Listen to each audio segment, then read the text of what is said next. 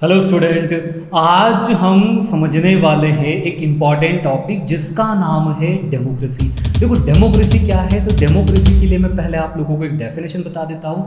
Democracy is a form of government where the rulers are elected by the peoples. ठीक है, definition आप लोगों ने देखी है।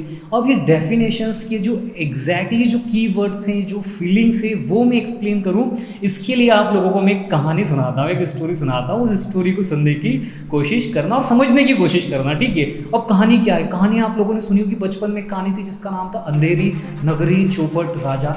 बहुत सारे बच्चों ने उनकी क्लास में स्पेशली हिंदी के अंदर ये कहानी कहीं ना कहीं पढ़ी होगी और सुनी होगी। जिन्होंने नहीं सुनी है या नहीं याद है उनके लिए मैं एक बार इसे रिकॉल कर देता हूँ इस कहानी को। और अब इस कहानी को ध्यान से सुनो, डेमोक्रेसी आपको बहुत ही अच्छी तरीके से समझ में आ जाएगी। कहानी क्या है? कहानी बहुत सिंपल है। कहानी ऐसी होती है, एक राजा रहता है और उस राजा का जो राज्य होता है, राज्य मतलब जैसे हमारे यहाँ की अगर बात करें जैसे स्टेट्स है या कंट्री है, इसी तरीके से हर एक राजा का अपना कोई हिस्सा, अपना कोई राज्य होता है जहाँ पे वो रूल करता है। और उसी स्टेट्स को, उसी एरिया को जहाँ पे वो रूल करता है, उस एरिया का नाम था अंधेरी नगरी। ठीक है, अब यहाँ पे कहानी में क्या होता है, एक बार गुरु और शिष्य, गुरु और शिष्य आप लोगों को पता है हमारे स्पेशली सनातन जो परंपरा होती है इसके अंदर जो होते हैं गुरु शिष्य हमेशा साथ में रहते हैं। और वो एक तरीके से एक सिटी से दूसरी सिटी, मतलब एक नगर से दूसरे नगर जाते हैं कुछ फूड के लिए, इन सर्च ऑफ फूड, खाने के लिए, फूड के लिए जाते हैं, घर घर जाते हैं, फूड लेते हैं। ये सारा काम इन लोगों का होता है। तो यहाँ भी ऐसा ही होता है। यहाँ पे क्या होता है, जो गुरु और शिष्य रहते हैं वो एक शहर से दूसरे शहर जाते हैं, कभी इस शहर में गए फिर दूसरे शहर में गए, इसी तरीके से एक बार वो पहुंच जाते हैं। एक नगर रहता है जिसका नाम रहता है अंधेरी नगरी। अब जैसे ही अंधेरी नगरी में जाते हैं, गुरु और शिष्य क्या करते हैं, रात में जाते हैं, आराम से कहीं विश्राम कर लेते हैं, सो जाते हैं। अगले दिन सुबह जाते हैं, गुरु और शिष्य में से स्पेशली शिष्य बाजार जाता है, मार्केट जाता है और सोचता है कि चलो कुछ खरीद के लेके आ जाते हैं, कुछ फूड लेके आ जाते हैं, बहुत दिन से कुछ खाया नहीं। तो जैसे ही मार्केट में जाता है, मार्केट में जाते से ही वो एकदम आश्चर्यचकित, शॉक्ड हो जाता है। अरे ये क्या, क्यों हो जाता है शॉक्ड? तो वो जैसे ही मार्केट में जाता है तो उसे पता चलता है कि इस मार्केट में आपको जो कुछ खरीदना हो, एवरीथिंग, कोई सा भी फूड आइटम खाने के लिए आपको परचेज करना हो, उन सभी के प्राइस कितने हैं? 1 रुपया सेल। ठीक है, अब इसको मैं थोड़ा सा कन्वर्ट कर देता हूँ। आप मान सकते हो कि 1 रुपया मान लो थोड़ी देर के लिए, कि जो भी उस मार्केट के अंदर जितने भी फ्रूट्स, वेजिटेबल्स, स्वीट्स, जो भी चीज़, एवरीथिंग, जो भी चीज़ खाने की है, पिज्ज़ा मान लो, बर्गर मान लो, सैंडविच मान लो, सब कुछ 1 रुपये का है। ठीक है, अब शिष्य ने जैसे ही देखा, अरे यार 1 रुपये में सब कुछ, पिज्ज़ा भी मिल रहा है, बर्गर भी मिल रहा है, सैंडविच भी मिल रहा है, गुलाब जामुन, रसगुल्ले, मलाई, बर्फी, सब कुछ 1 रुपये में है। और वो बहुत खुश हो जाता है, वो लेके आता है और गुरु को भी बात बताता है, गुरु जी आपको पता है यहाँ तो मार्केट के अंदर 1 रुपये में सब कुछ मिलता है, खाने पीने की सारी चीज़ें। अब सोचो जरा, गुरु और शिष्य जो पहले हर अलग अलग नगर में जाते थे और वहाँ पे घूमते थे, कुछ पैसा लेते थे जो एक तरीके से इकट्ठा करते थे, उसके बाद कुछ खाने को मिलता था, तो उससे उनकी जो हेल्थ थी, सेहत थी, बहुत दुबले पतले हो गए थे। क्योंकि आप सोचो जरा, इतना अच्छा तरीके से खाना नहीं मिल रहा था। तो शिष्य ने बोला गुरु जी से, गुरु जी एक काम करते हैं, हम यहीं रुक जाते क्योंकि यहाँ पे तो सब कुछ 1 रुपये में मिल रहा है। और जैसे ही ये बात गुरुजी को पता चलती है, गुरुजी क्या बोलते हैं? गुरुजी बोलते हैं, बेटा मीन्स शिष्य, जितनी जल्दी हो सके इस नगरी से निकल के चले जाओ, नहीं तो हम लोगों पे बहुत ही बड़ा एक संकट आने वाला है। अब क्या संकट आने वाला है वो तो गुरु को नहीं पता था, लेकिन गुरु ने अपने एक्सपीरियंस से बोला, अपने नॉलेज से बोला कि यार यहाँ से निकल जाना चाहिए। लेकिन शिष्य जो था ना, शिष्य को लगा कि यार गुरुजी पता नहीं, हो सकता है ऐसे बोल रहे होंगे। शिष्य ने बोला गुरुजी से, गुरुजी एक काम करता हूँ, मैं तो यहीं रुक जाता हूँ, मैं यहीं पे रहूँगा, कुछ खा पी के थोड़ा हट्टा कट्टा हेल्थ बना लो मेरी, एकदम दुबला पतला हो गया था तो मैं कुछ हेल्थ बना लेता हूँ, यहीं पे रुक जाता हूँ, आप चाहो तो चले जाओ। तो गुरुजी क्या करते हैं, गुरुजी शिष्य को बोलते हैं, देखो बेटा, अगर आपको मेरी जब भी रिक्वायरमेंट हो, जब भी आवश्यकता लगे, जब भी नीड हो, कोई प्रॉब्लम में फंस जाओ तो मुझे सिर्फ याद करना, मैं तुम्हारे पास आ जाता हूँ। और ऐसा कह के गुरु तो चले जाते हैं और शिष्य वहीं पे रहता है, मस्त 1 रुपया में मस्त सैंडविच, बर्गर, जो भी चीज़ खानी हो, ये मैं आज की तारीख में बता रहा हूँ। ठीक है, इस तरीके से जो भी उसको फूड खाना रहता है वो सारे फूड खाता है और खा पी के कैसी हेल्थ हो जाती है। जैसा आप लोगों ने देखा होगा अभी लॉकडाउन के अंदर बहुत सारे लोग घर पे थे, फिजिकल एक्सरसाइज कुछ नहीं थी, कोई वर्कआउट नहीं था, तो बहुत ही डिश खाई होगी। स्पेशली जो भी पेरेंट्स, उन्होंने एक से एक आइटम बनाया होगा घर पे आप लोगों के लिए, और खा के आप लोगों ने देखा होगा कि आपकी जो हेल्थ है थोड़ी सी इंक्रीज हो गई है। इसी तरीके से यहाँ भी ऐसा ही होता है। जो शिष्य रहता है ना, शिष्य की भी थोड़ी सी क्या, बहुत ही ज़्यादा हेल्थ हो जाती है, एकदम गोल मटोल, एकदम ऐसा हट्टा कट्टा बॉल की तरह हो जाता है वो। तो ये तो हो गई सिचुएशन। इसी बीच इसी टाइम पीरियड के अंदर एक और सिचुएशन होती है इसी अंधेरी नगरी के अंदर। अंधेरी नगरी के अंदर क्या होता है, इसी अंधेरी की नगरी के अंदर ये होता है कि एक लेडी रहती है, उस लेडी की स्पेशली गॉड या जो बकरी थी वो क्या होती है, घूमते फिरते कहीं चली जाती है, जैसा आप लोग बाजार में घूमते हो कि नहीं, इसी तरीके से वो भी घूमते फिरते किसी के खेत में चले जाते हैं और वहाँ से उसकी फसल खाने लग जाती है। बकरी की तो आदत होती है ऐसी। और ये देख के जिस किसान के खेत में वो बकरी जाती है ना, उस किसान को बहुत गुस्सा आता है, क्यों मेरे खेत में कैसे आ गए, और वो डंडा लेके भागता है। अब डंडा लेके भागता है किसान, बहुत तेज भागा, और भागने के बाद क्या करता है, वो बकरी को भगाने की कोशिश करता है, लेकिन गलती से बकरी के ऊपर डंडा लग जाता है और बकरी की जो है वहाँ पे डेथ हो जाती है। तो यहाँ पे हम लोगों को ये पता चला कि किसान एक बकरी को जो है वो मार देता है। और ये सारी चीज़ होने के बाद जो लेडी थी, जिस लेडी की वो बकरी थी, वो क्या करती है, वो जाती राजा के पास। किसके पास? राजा। और राजा के पास जाके बोलती है, राजा जी ये देखो जरा, हमारी बकरी को, हमारी से मतलब मेरी बकरी को इस किसान ने मार दिया है। और राजा के पास सुनाती है। तो राजा क्या कर रहा है, यहाँ पे उसकी बात सुनता है, और सुनने के बाद राजा जो है किसान को बुलाता है कि जाओ सैनिकों बुला के लाओ किसान को। किसान भी आते हैं राजा के दरबार में।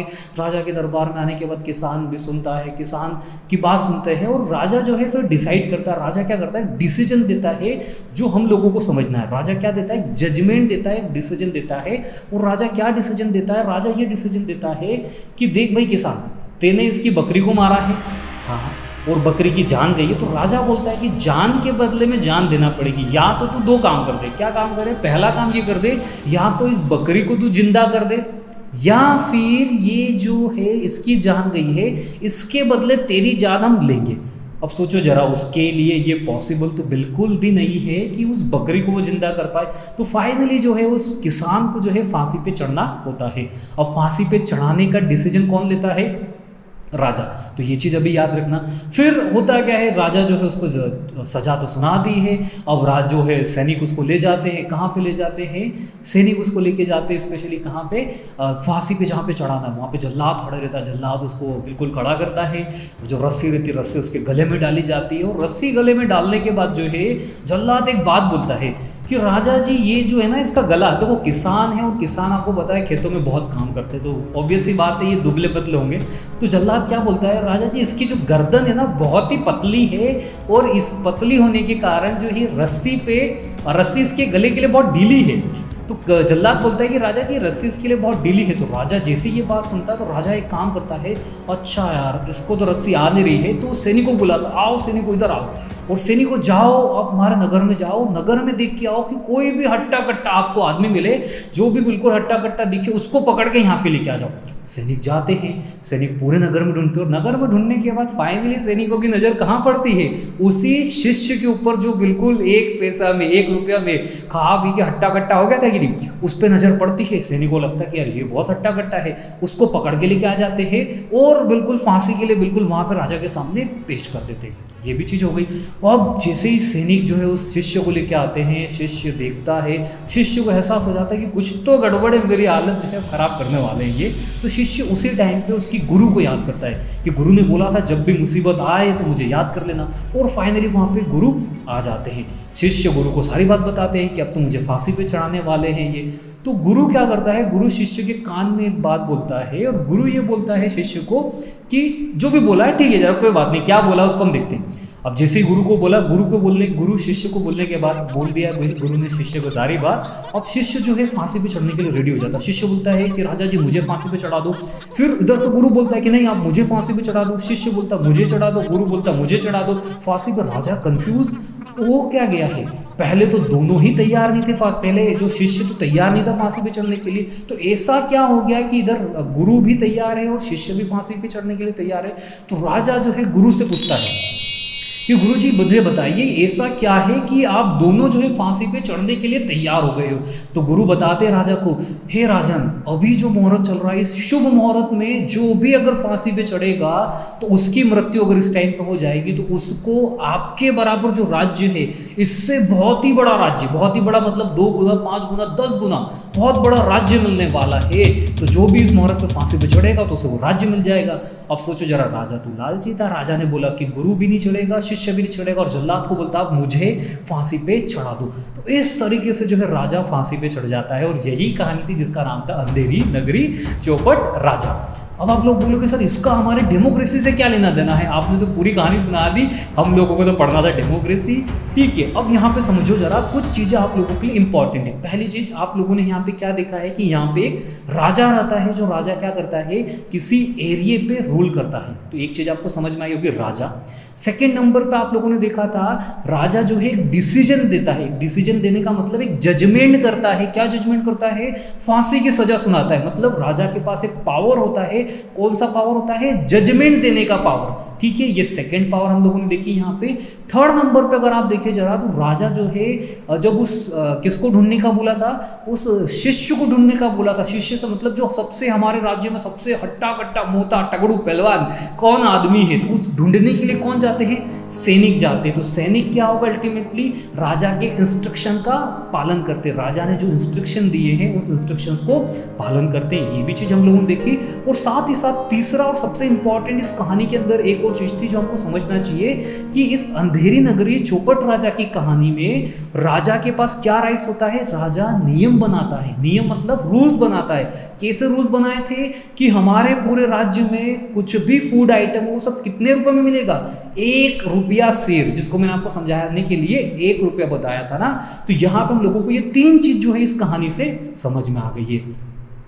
ठीक है, अब ये कहानी तो आपको समझ में आ गई, ये 3 भी चीज समझ में आ गई। अब वापस हम आते हैं डेफिनेशन के ऊपर। डेफिनेशन क्या थी डेमोक्रेसी की? डेमोक्रेसी की डेफिनेशन होती है democracy is a form of government. Form of government पहली चीज, वेयर द रूलर्स, सेकेंड चीज हो गई क्या, रूलर्स। थर्ड नंबर पे rulers are elected by the people, मतलब रूलर किससे इलेक्ट होते हैं, rulers are elected by the people, जो लोगों के द्वारा इलेक्टेड होते हो। इस तरीके से अगर हम इस पूरी डेफिनेशन में देखें तो democracy is a form of government where the rulers are elected by the people. तो यहाँ पे 4 कीवर्ड दिख रहे हैं। पहला हो गया डेमोक्रेसी क्या है, एक फॉर्म ऑफ गवर्नमेंट है। सेकेंड नंबर पे रूलर्स, थर्ड नंबर पे इलेक्टेड एंड फोर्थ नंबर पे हो जाता है पीपल्स के द्वारा। ये चीज हमको समझ में आना चाहिए। अभी और मैं इसको डिटेल में समझाता हूँ। ठीक है, अब देखो डेमोक्रेसी क्या होता है, डेमोक्रेसी एक फॉर्म है, form of government. Form of government का मतलब क्या होता है, एक तरीके टाइप्स, एक तरीका का प्रकार है किसी गवर्नमेंट को रन करने का तरीका। जैसे फॉर एग्जांपल आप लोगों ने देखा होगा, स्पेशली अगर फूड आइटम की बात चली रही थी तो फूड आइटम में आप लोगों ने देखा होगा लॉकडाउन के अंदर बहुत सारे आइटम बन रहे थे। फूड आइटम में रोटी हो सकती है, पराठे हो सकते हैं, कोई सा भी आइटम है, इवन पिज़्ज़ा हो सकता है, बर्गर हो सकता है, ये जो ब्रेड हो गई, ये जो सारे आइटम है, ये सब आइटम बनते कैसे, इनका इंग्रेडिएंट्स क्या है। इंग्रेडिएंट्स इन सभी का एक ही इंग्रेडिएंट्स है जिसको बोला जा सकता है व्हीट, गेहूं से बन रहे हैं। इसी तरीके से इसको डिफरेंट मेथड से बनाया जा सकता है, तो ये अलग अलग तरीके से बन सकते हैं। उसी से हम रोटी भी बना सकते हैं, उसी से हम पराठे बना सकते हैं, उसी से हम पिज़्ज़ा बर्गर जो खाना हो वो सारी चीज़ें बना सकते हैं। इसी तरीके से जो सरकार चलाने का तरीका है, सरकार को कैसे चलाया जा सके, गवर्नमेंट कैसे चलाया जा सके, तो इसके भी टाइप्स हो गए, इसके भी फॉर्म्स हो गए। वो हो सकता है डेमोक्रेसी हो सकती है, वो डिक्टेटरशिप हो सकता है, वो मोनार्की हो सकता है। जैसे कि हम लोगों ने इस स्टोरी में देखा था, इस स्टोरी में हम लोगों ने क्या देखा था, एक राजा होता है और राजा जो है गवर्नमेंट को रन करता है। राजा अपने राज्य के सारे डिसीजन लेता है, राजा के पास पावर होती है। तो ये कौन सी टाइप्स हो गई, ये मोनार्की टाइप्स हो गई है गवर्नमेंट की। और इसी से एक डिफरेंट टाइप्स होता है जिसको हम बोलते हैं डेमोक्रेसी। तो डेमोक्रेसी के अंदर क्या होता है, डेमोक्रेसी के अंदर ये होता है democracy is the government of the people, bye the people and for the people. जहाँ पे जो गवर्नमेंट है वो किसकी गवर्नमेंट है, वो ऑफ द पीपल, वो लोगों की गवर्नमेंट है।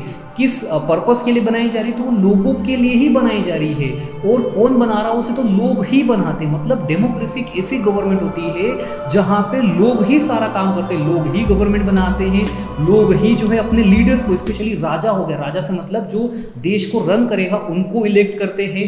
लोग ही क्या करते हैं, जो गवर्नमेंट बनती है जिसको इलेक्ट किया गया है वो लोगों के लिए ही काम करेंगे, लोगों के वेलफेयर के लिए काम करेंगे। तो ये तो हो जाती है डेमोक्रेसी। अब इस डेमोक्रेसी के सबसे से इंपॉर्टेंस पिलर्स होते हैं, जिसको हम पिलर्स ऑफ डेमोक्रेसी के नाम से जाना जा सकता है, जो स्पेशली जिसका काम क्या होता है, जिसका काम ही यही होता है कि पावर को सेपरेट करना। देखो आपके माइंड में क्वेश्चन आना चाहिए कि सर जब राजा चल ही रहा था, मोनार्की सिस्टम था, डिक्टेटरशिप था, तो ये जो है डेमोक्रेसी आई क्यों, क्या रिक्वायरमेंट पड़ी? देखो हर एक चीज़ का कहीं ना कहीं कुछ ना कुछ रिक्वायरमेंट है, वो होती है। जैसे फॉर एग्जाम्पल आप लोग जब आप छोटे थे, छोटी क्लासेस में स्पेशली नर्सरी, एलकेजी, यूकेजी में पढ़ते थे, तो शायद आप लोगों की यूनिफॉर्म हो सकती होगी शॉर्ट्स पैंट्स या ट्राउजर्स नहीं हो सकते, एक नेकर जो है वो पहनते थे। लेकिन जैसे ही आप बड़े हुए आपकी यूनिफॉर्म चेंज हो गई, दैट मीन्स कि अब आप फुल पैंट पहन के जा रहे हो। इसी तरीके से अगर आप देखोगे जब पहले आप छोटे थे तो सिंपल मोबाइल यूज़ करते थे, वो टच पैड वाला, सॉरी टच के कीपैड वाला, बटन दबाओ और जो है सारे प्रोसेस होता था। लेकिन टाइम चेंज हुआ, अब आप लोगों को लगा कि जो है टच स्क्रीन के फ़ोन ज़्यादा यूज़फुल है। क्यों? क्योंकि ये 4G सपोर्ट कर रहा है। इसी तरीके से हम लोगों ने देखा था जब जियो नहीं आया था तब 3G के हैंडसेट यूज़ किए जाते थे, लेकिन इसके बाद अब मार्केट में 4G के हैंडसेट यूज़ किए जा रहे हैं। मतलब क्या हुआ? मतलब ये हुआ कि टाइम के अकॉर्डिंग जो है चेंजेस होते जा रहे हैं और उस चेंजेस को हम एक्सेप्ट करते जा रहे हैं। इसी तरीके से क्या हुआ, जो गवर्नमेंट का मोनार्की फॉर्म चल रहा था, जो राजा का सिस्टम चल रहा था ना, वो राजा का सिस्टम तो ठीक था, लेकिन उसमें एक प्रॉब्लम थी।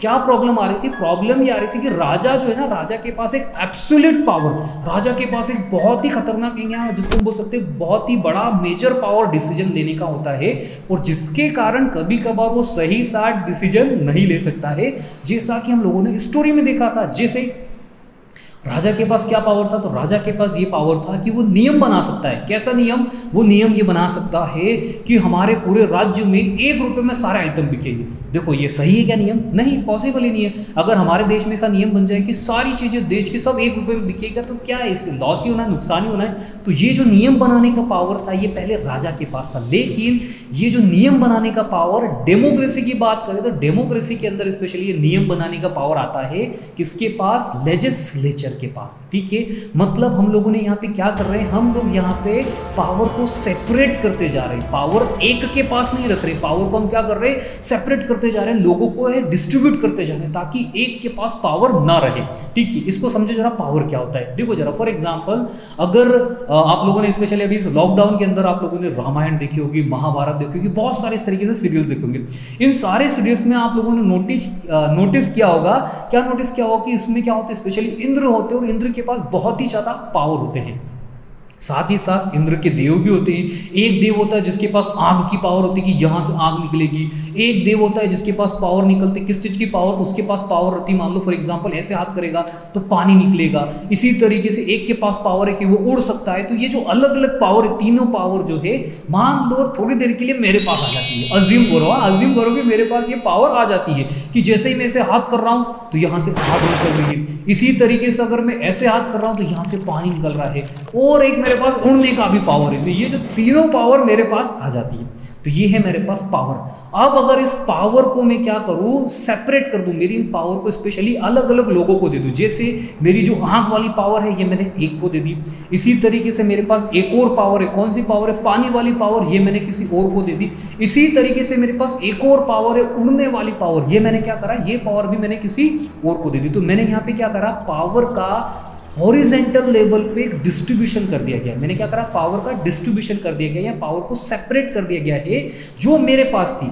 इसी तरीके से जो राजा के पास पावर होती है, जैसे अंधेरी नगरी चौपट राजा में राजा के पास पावर थी कि नहीं थी? कौन सी पावर थी? तो पहली पावर थी राजा के पास नियम बनाने की। कैसे? जो राजा ने 1 रुपया शेयर में नियम बनाया था कि हर आइटम 1 रुपये में बिकेगा। तो राजा की जो नियम बनाने की पावर है, ये डेमोक्रेसी के अंदर किसके पास आ जाती है? तो ये पावर आ जाती है स्पेशली लेजिस्लेचर के पास। सेकंड नंबर पे राजा के पास क्या पावर थी? तो राजा के पास पावर ये थी कि जो नियम बने हैं उस नियम को इंप्लीमेंट कराने के लिए, या राजा को जो भी काम कराना है उसको इंप्लीमेंट कराने के लिए वो क्या करता है, सैनिकों को बुलाता है कि सैनिकों इधर आओ, जाओ ढूंढ के लाओ कि सबसे हट्टा कट्टा तगड़ू पहलवान मोटा आदमी कौन है हमारे इस राज्य में, उसको पकड़ के लेके आओ। तो ये राजा के पास दूसरी पावर थी। मतलब बने हुए नियम को, एग्जिस्टिंग नियम्स को इंप्लीमेंट कराने की पावर राजा के पास होती है। और ये पावर डेमोक्रेसी में किसके पास आ जाती है? तो डेमोक्रेसी में ये पावर आ जाती है स्पेशली एग्जीक्यूटिव्स के पास। और एग्जीक्यूटिव्स कौन होते हैं ये मैं अभी आपको आगे बताऊंगा। एंड थर्ड नंबर के पास राजा के पास क्या पावर होती है? थर्ड नंबर के पास राजा के पास पावर होती है डिसीजन देने की। क्या राजा ने डिसीजन दिया था, कितना समझदारी वाला राजा ने डिसीजन दिया था कि भैया जान के बदले जान, तेने बकरी को मारा है तो इसके बदले तेरी भी जान जाएगी। राजा का डिसीजन था कि नहीं, बहुत ही यूनिक डिसीजन कि जान के बदले जान। तो यहाँ भी ऐसा ही जो डिसीजन लेने का पावर, जो जजमेंट लेने का पावर, किसी ने अगर कोई क्राइम किया है तो उस क्राइम की क्या सजा होगी वो कौन डिसाइड करेगा? तो वो डिसाइड हमारे यहाँ पे स्पेशली डेमोक्रेसी के अंदर डिसाइड करते हैं कौन? जुडिशरी। तो ये जो होता है पावर का सेपरेशन, कि पावर्स को 3 सेपरेट ऑर्गन्स में डिवाइड कर देना एक तरीके से डेमोक्रेसी के अंदर, इसी को बोला जाता है जिसको हम बोलते हैं पिलर्स ऑफ डेमोक्रेसी। की डेमोक्रेसी की ये 3 इंपॉर्टेंट पिलर्स है। देखो पिलर्स कौन से हो गए, पिलर्स का मतलब क्या होता है पहले ये भी समझ लो। आप लोगों ने मकान देखा होगा, जो भी मकान होते हैं, जितनी भी सारी चीज़ें होती है, इवन अगर मैं बात करूँ फॉर एग्जाम्पल जो मकान रहते हैं ये किस पे टिके होते हैं? ये स्पेशली पिलर्स होते हैं। अगर आप लोगों को चलना है तो चलने के लिए क्या इंपॉर्टेंट है? सबसे ज़्यादा चलने के लिए इंपॉर्टेंट है कि आपके पास पाँव होना चाहिए ना, तभी तो आप चल पाओगे। अगर आपके पास पाँव नहीं है तो शायद आप चल नहीं पाओगे। जैसे फॉर एग्जाम्पल अगर मुझे यहाँ से कहीं जाना है तो मुझे मेरे पास पाँव होना चाहिए, तभी तो हम चल पाएंगे। इसी तरीके से डेमोक्रेसी के अंदर क्या होता है, इसी तरीके से डेमोक्रेसी के अंदर हमारे पास जो पावर्स है उन सारी पावर्स को क्या कर दिया जाता है? स्पेशली हॉरिजेंटल लेवल पे डिस्ट्रीब्यूट कर दिया जाता है। और तीनों पावर्स जो है इसको जो डिस्ट्रीब्यूशन किया जा रहा है उसी डिस्ट्रीब्यूशन को बोला जा सकता है पिलर्स ऑफ डेमोक्रेसी। कि ये डेमोक्रेसी की 3 इंपॉर्टेंस पिलर है और इसी के ऊपर जो है डेमोक्रेसी टिकी हुई है। जैसे हम हमारे पाँव के ऊपर खड़े हुए हैं, इसी तरीके से डेमोक्रेसी किसके ऊपर टिकी होती है? तो डेमोक्रेसी जो है स्पेशली 3 जो डेमोक्रेसी के ऑर्गन बोले जा सकते हैं, डेमोक्रेसी की पिलर्स बोले जा सकते हैं, उसका नाम क्या है? उनका नाम होता है एग्जीक्यूटिव, लेजिस्लेचर एंड जुडिशरी। ये 3 जो है डेमोक्रेसी के ऑर्गन्स होते हैं। जैसे फॉर एग्जांपल आप लोगों ने देखा होगा टेबल्स हो गई, चेयर हो गई, बेंच हो गई, कुर्सी हो गई, ये सारी चीज़ें किस पे टिकी होती है? इनके पाँव होते नहीं है, ये जिस पे जो उनके जिसको लेग बोला जा सकता है, जिस पे खड़े रहते हैं, वही तो चीज़ होता है पिलर्स। इसी तरीके से डेमोक्रेसी की जो 3 इंपॉर्टेंट पिलर्स होते हैं जिनका नाम है executives, legislatures and judiciary system. अब ये तीनों क्या होते हैं इसको समझो जरा। देखो सबसे पहला जो डेमोक्रेसी का जिसको ऑर्गन बोल सकते हैं या फिर पिलर्स बोल सकते हैं वो होता है डेमोक्रेसी के अंदर स्पेशली जिसको हम बोल सकते हैं एग्जीक्यूटिव्स। अब एग्जीक्यूटिव्स क्या होता है? देखो एग्जीक्यूटिव्स जो है ना डेमोक्रेसी के अंदर बेसिकली 2 टाइप्स के एग्जीक्यूटिव होते हैं। 2 टाइप्स मतलब पहले एग्जीक्यूटिव तो होते हैं जो परमानेंट हो। परमानेंट मतलब जो एक बार अगर जिन्होंने जो चीज़ ज्वाइन करी है तो वो लाइफ टाइम तक वही रहेगी। एंड सेकंड नंबर पे होते हैं जिसको हम बोल सकते हैं परमानेंट के अलावा टेम्पररी मतलब कुछ टाइम पीरियड के लिए। जैसे फॉर एग्जाम्पल हम लोगों ने अंधेरी नगरी चौपट राजा की कहानी सुनी थी यहाँ से। इसमें हम लोगों ने देखा था कि नहीं, कौन सा काम जो सैनिक काम करते हैं। सैनिक क्या करते हैं कि राजा ने जो आदेश दिया, राजा ने जो नियम बनाया था, राजा ने क्या आदेश दिया था? राजा ने आदेश दिया था सैनिकों को कि जाओ सैनिक ढूंढ के लाओ हमारे राज्य में सबसे हट्टा कट्टा मोटा टगड़ू पहलवान कौन है, उसको पकड़ के लाने का आदेश दिया था। तो ये जो आदेश जो डेमोक्रेसी में ये जो सारा काम किया जाता है उसको हम क्या बोलते हैं? उसको हम बोलते हैं एग्जीक्यूटिव्स। इसको 2 टाइप में दे रखा है। पहला हो गया हमारे पास टेम्पररी जो कुछ टाइम पीरियड के, तो सेकंड हो जाते हैं परमानेंट। अब परमानेंट कौन होते हैं वो भी देखो जरा। जैसे फॉर एग्जाम्पल हमारे देश के अंदर जब लॉकडाउन लगा था तो लॉकडाउन में नरेंद्र मोदी जी ने क्या बोला था कि भाइयों और बहनों घर से बाहर ना निकले, दूरी बना के रखे, बोला था। अब लोगों ने सुना, सुनने के बाद उसे इम्प्लीमेंट करा नहीं करा। इसके लिए मोदी जी ने क्या करा? मोदी जी ने फिर पुलिस फोर्स को बोला, गवर्नमेंट को बोला कि सरकार जो है इस नियम को सख्ती से लागू करे, लॉकडाउन को सख्ती से पालन करे। और लॉकडाउन को जैसे ही सख्ती से पालन करने का बोला तो पुलिस वाले के हाथ में आए डंडे, और डंडे जब उन्होंने घुमा घुमा के मारे हैं लोगों को तो लोगों को समझ में आ गया कि अगर घर से बाहर निकलेंगे तो पुलिस वाले पता नहीं कहाँ कहाँ पे डंडे मारेंगे कि हम बैठ भी नहीं पाएंगे। तो ऐसी सिचुएशन हो जाती है। तो डेमोक्रेसी के अंदर परमानेंट एग्जीक्यूटिव कौन से हो गए? तो परमानेंट एग्जीक्यूटिव हो जाते हैं specially police officer, IPS officer, IAS officer, ये परमानेंट हो गए। मतलब एक बार इनकी जॉब लग जाती है। एक बार अगर पुलिस वाले की जॉब लगी तो जब तक उसकी जो एज है, टाइम पीरियड है, जब तक वो रिटायर नहीं हो जाएगा तब तक वो जॉब करता है। मतलब एक तरीके से परमानेंट जॉब है जिसको बोला जा सकता है परमानेंट एग्जीक्यूटिव। अब आप बोलोगे सर ये टेम्पररी एग्जीक्यूटिव कौन होते हैं? तो जितने भी हमारे पॉलिटिकल लीडर जो इलेक्शन में जीतने के बाद अगर कोई मिनिस्टर्स बन जाते हैं, जैसे काउंसिल ऑफ मिनिस्टर्स हो गए, या फिर देश के प्रधानमंत्री बन गए, या फिर देश के मंत्री बन गए, तो ये जो सारे मंत्री, प्रधानमंत्री जो सब होते हैं ये भी होते हैं हमारे टेम्पररी एग्जीक्यूटिव, इनको भी क्या बोला जाता है, इनको भी बोला जाता है एग्जीक्यूटिव। तो ये चीज हमको एक चीज समझ में आई कि एग्जीक्यूटिव कौन होते हैं, तो एग्जीक्यूटिव होते हैं देश के प्रधानमंत्री हो सकते हैं, काउंसिल्स ऑफ मिनिस्टर मतलब जो देश के अलग अलग मिनिस्टर थे, जैसे रेल मंत्री हो गए, फिर अगर हम बात करें बजट के लिए जो स्पेशली फाइनेंस मिनिस्टर्स हो, इस तरीके से जो अलग अलग मिनिस्टर्स होते हैं ये इसके अंदर इंक्लूड आते हैं। और इसके अलावा जो अदर मिनिस्टर्स होते हैं, तो इन सभी को मिला के बोला जाता है एग्जीक्यूटिव्स। ठीक है, सेकंड नंबर की अगर हम डेमोक्रेसी की अगर बात करें, जो डेमोक्रेसी का सबसे इंपॉर्टेंट ऑर्गन या पिलर्स होता है जिसका नाम है एग्जीक्यूटिव हो गया। एग्जीक्यूटिव के बाद आता है इम्प्लीमेंटेशन करने का काम किसका रहता है, या रूल्स बनाने का काम जो होता है वो करते हैं लेजिस्लेचर। तो डेमोक्रेसी के अंदर क्या होता है, जो नए नियम बनाने का अधिकार। नए नियम कैसे, जैसे फॉर एग्जाम्पल हम लोगों ने इस कहानी में देखा था अंधेरी नगरी चौपट राजा के अंदर क्या नियम देखा था, राजा नियम बनाता है। कैसा नियम बनाता है कि मेरे पूरे राज्य में सारी चीजें एक शेर एक रुपया में बिकेगी, ऐसा नियम बनाया था। इसी तरीके से जो नियम बनाने का पावर, कि नियम कौन बना सकता है, जैसे हमारे देश में प्रधानमंत्री ने बनाया था, कौन सा नियम कि घर, इस लॉकडाउन के टाइम पीरियड के अंदर सभी भाई और बहनों को कहाँ रहना पड़ेगा, घर के अंदर, जो जहां है वहीं रहे। ऐसा नियम बनाने का पावर किसके पास होता है, तो जितने भी नियम बनाने के पावर होते हैं ना, उनको हम बोलते हैं लेजिस्लेचर। मतलब क्या होगा कि जो डेमोक्रेसी के अंदर नए नियम बनाए जा सकते हैं या बने हुए नियम को चेंज किया जा सकता है, मॉडिफाई किया जा सकता है, इन सारे नियम को चेंज करना, मॉडिफाई करने का अधिकार, राइट्स किसके पास होता है, ये सारा पावर होता है लेजिस्लेचर के पास। और यहाँ पे आप कंफ्यूज हो रहे होंगे, सर जो मिनिस्टर्स हो गए, मंत्री हो गए, ये लेजिस्लेचर्स भी रहते हैं और ये साथ ही साथ एग्जीक्यूटिव भी है। क्यों, क्योंकि ये नियम बनाने का पावर है। और ये नियम कहाँ बनाते हैं, ये नियम बनाते हैं लोकसभा के अंदर, राज्यसभा के अंदर। आप लोगों ने अगर लोकसभा और राज्यसभा का वीडियो नहीं देखा है तो आप उसे भी देखना, ताकि आपको ये चीज़ भी अच्छे से समझ में आएगी। तो ये नए नियम कहाँ बनाते हैं, ये सारे नए नियम बना सकते हैं लोकसभा के अंदर, राज्यसभा के अंदर, जिसको हम बोलते हैं हमारे देश की पार्लियामेंट। तो वहीं पर ये सारे नियम बनाए जाते हैं। और ये नियम बनाने का अधिकार किसके पास होता है, सारे नए नियम बनाने का अधिकार होता है स्पेशली हमारे मिनिस्टर्स के पास, हमारे जो स्पेशली जो लेजिस्लेचर्स, जो हमारे सांसद होते हैं, जो पार्लियामेंट के अंदर जाते हैं, लोकसभा के अंदर और राज्यसभा के अंदर। तो ये जो एग्जीक्यूटिव और लेजिस्लेचर कहीं कहीं पे थोड़ा सा मिसमैच या साथ में भी आते हैं। एंड थर्ड नंबर पे जो एक और ऑर्गन या एक और पावर होता है जिसको बोला जाता है जुडिशरी। जुडिशरी है क्या, देखो फॉर एग्जाम्पल हमने अभी स्टोरी देखी थी, कौन सी, अंधेरी नगरी चौपट राजा। वहां हम लोगों ने देखा था कि नहीं, कि राजा के पास क्या था, राजा एक जजमेंट देता है कि भैया जान के बदले जान, इसने मार दी है तो इसको बदले इसकी भी जान लेंगे। इस तरीके से जो सजा सुनाने का अधिकार, जो किसी क्राइम पे पनिशमेंट देने का जो राइट्स होता है, जो जजमेंट देने का अधिकार होता है, वो किसके पास होता है, डेमोक्रेसी के अंदर। तो वो अधिकार डेमोक्रेसी के अंदर होता है जुडिशरी के पास। और जुडिशरी मतलब कौन, जुडिशरी का मतलब होता है जज।